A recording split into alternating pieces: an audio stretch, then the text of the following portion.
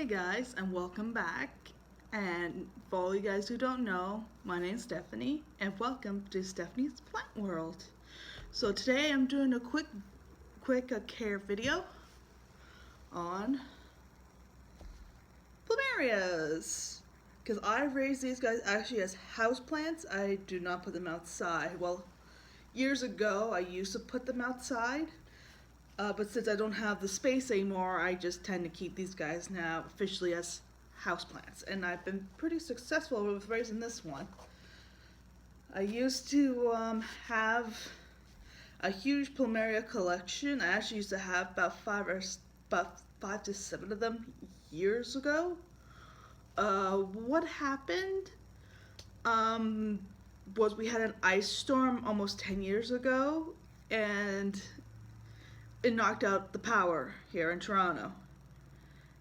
And like the whole entire city was pitch black. Like literally, there was literally no power anywhere. Except for hospitals, obviously. But there was literally no power. No one had power by 3 a.m. So, what happened was what happened was then this happened 2 weeks before. It happened a week before Christmas too, believe it or not. So what happened? What happened was we did not get our power back probably to Boxing Day that year. For you guys don't know, here in Canada, Boxing Day is just Black Friday for us. That's where we get the deals and everything, and Boxing Day is the day after Christmas, so it's December 26th. So that's what it is. That's all it is. And no one accepts returns on Boxing Day because it's just too crazy. So yeah, we do a Black Friday here too, but it's not as crazy as Boxing Day. Boxing Day is crazier. Go figure. Anyways, to continue the story, what happened was we had to abandon ship. Literally, like after 5 days, this was like day 4 of the power outage. It was really cold, too cold. So unfortunately, because I have pet gerbils. You guys don't know what gerbil is? They're just rodents. They're small rodents with long tails. They're super cute and cuddly and fuzzy. So I probably won't bring them on camera for because I know some people don't like rodents. So I probably won't bring them on camera unless you guys want to see them.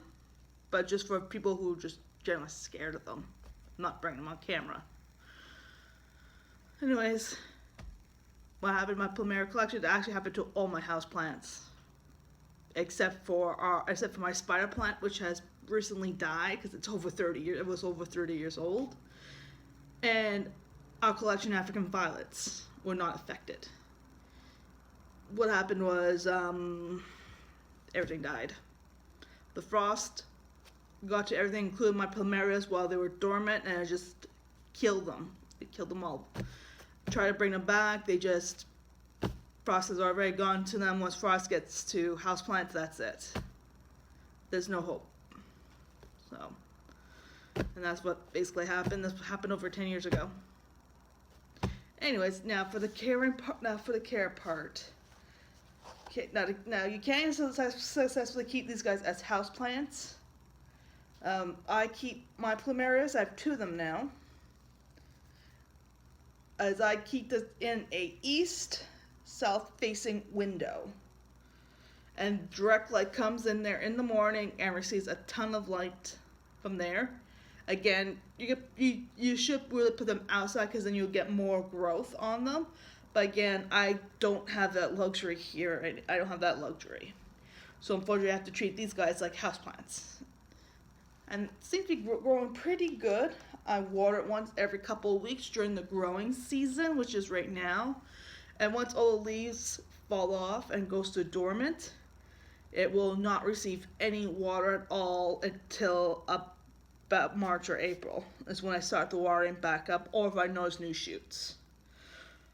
Or if it starts to wake up early, then I start the watering when it starts to wake up. But I don't give it that much water to begin with because it's just waking up from its winter nap. So it just gets a little bit of water once a month until it's fully awake. So it doesn't get that much. And of course, for fertilizer, I use this stuff right here. This is meant for plumerias, orchid, almost anything that flowers. Now, with this stuff, you actually spray on the leaves. You dilute in water. It's just right here. I spray just directly on the leaves once a week. But if your plumeria has gone to flower, you discontinue your fertilizer because it's going to flower. It's already flowering. And you don't want to spray that on your flowers because what happens is your flowers will rot. You will not get any flowers if you spray directly on the flowers. You still spray on, say this side has flowers and this side does not. Then you can still spray on this side, the leaves, but you cannot spray on this side with the plumeria. Sorry about that. I ran out of storage. I did get rid of some photos and some old videos I've already backed up. So on to the show. Back to the show. So when your plumeria has gone the flower, let's say the flowers looks like they all died. So naturally you cut it. Flower stalk off, right? Wrong. You do not cut the flower stalk until it browns because you can get more flowers and it will let you know when it's done flowering. Period. Okay, once the stalk goes brown, then you can cut it. If it does not go brown, it's gonna reflower. So do not do that. If you cut the stalk, you will not get any more flowers. Because some plants actually, after you deadhead them, depending on the plant, like like hibiscus and petunias, I actually found if you remove the flowers, they may reflower right back in that same spot.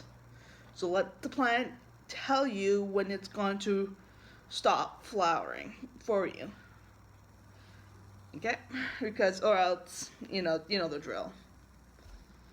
So, and of course, if you live where I live, up in the up north, you have these guys outside. You gotta spray them with All before you bring them in, just in case buggies and stuff. You bring them in for the winter time. Bring about beginning of September, end of August, beginning of September, bring your plumerias in because that's when it's going to get cold. And these guys are very sensitive to the cold. All right.